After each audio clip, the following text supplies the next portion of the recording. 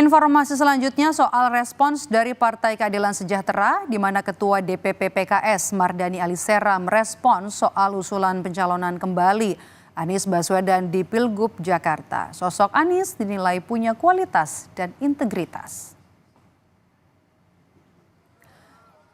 Namun PKS belum bisa menjawab apakah akan mendukung Anies Baswedan atau punya kader lain dari internal partai untuk maju di Pilkada Jakarta nanti. Selain itu, Saudara, Partai Keadilan Sejahtera juga menyebut masih menunggu hasil sidang sengketa Pilpres yang bergulir di Mahkamah Konstitusi.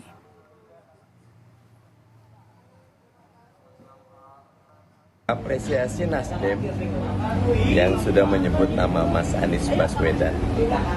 Tapi kita hargai proses di Mahkamah Konstitusi.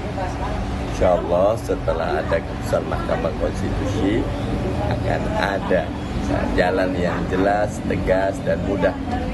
Mas Anies Baswedan orang yang punya kapasitas, punya integritas, punya kualitas. Dimanapun insya Allah akan memberi manfaat.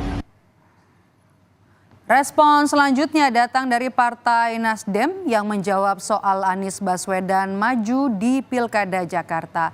Sekjen Partai Nasdem, Saudara Hermawi Tasli menyebut berdasarkan pembicaraan 3 Sekjen Koalisi 01 telah muncul nama-nama internal partai untuk nantinya bertarung di Pilkada Jakarta.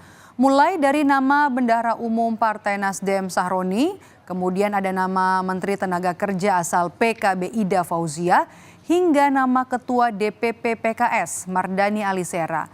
Meski begitu, Partai Nasdem masih menunggu keputusan hasil sidang sengketa Pilpres di Mahkamah Konstitusi.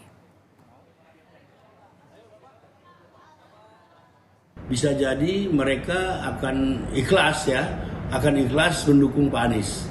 Jadi pernyataan-pernyataan yang mengatakan Nasdem mendukung Pak Anies sebagai calon gubernur itu memang ada peluang untuk itu. Tetapi sementara ini sebelum perkara Mahkamah Konstitusi diputuskan, kita masih berpatokan kepada nama-nama yang dimunculkan oleh partai koalisi. Jadi intinya kita menunggu keputusan MK tentang sengketa Pilpres. Bursa Gubernur Jakarta kian ramai, termasuk pertarungan 2 mantan yang mulai santer terdengar. Mereka adalah mantan Gubernur Jakarta Anies Baswedan dan mantan Gubernur Jawa Barat Ridwan Kamil. Walau namanya kerap disebut, Anies sepertinya masih konsisten dengan pernyataannya usai bertarung di Pilpres Februari yang lalu. Anies fokus pada putusan Mahkamah Konstitusi sehingga belum memikirkan soal Pilgub Jakarta. Itu seperti apa itu Pak Anies komunikasinya sekarang? Kita sekarang lagi menunggu MK. Jadi kita semua fokusnya di situ, tuntaskan proses ini sampai akhir. Berbeda dengan Anies, Ridwan Kamil justru mengayunkan langkah ke Jakarta 1. Golkar telah menyerahkan surat tugas sembari mencari sosok yang tepat mendampingi Ridwan Kamil. Udah ada bayang-bayang belum Pak siapa pendampingnya? Kita masih melihat elektabilitas ke depan. Nah, sambil kita evaluasi, nanti kita cek lagi.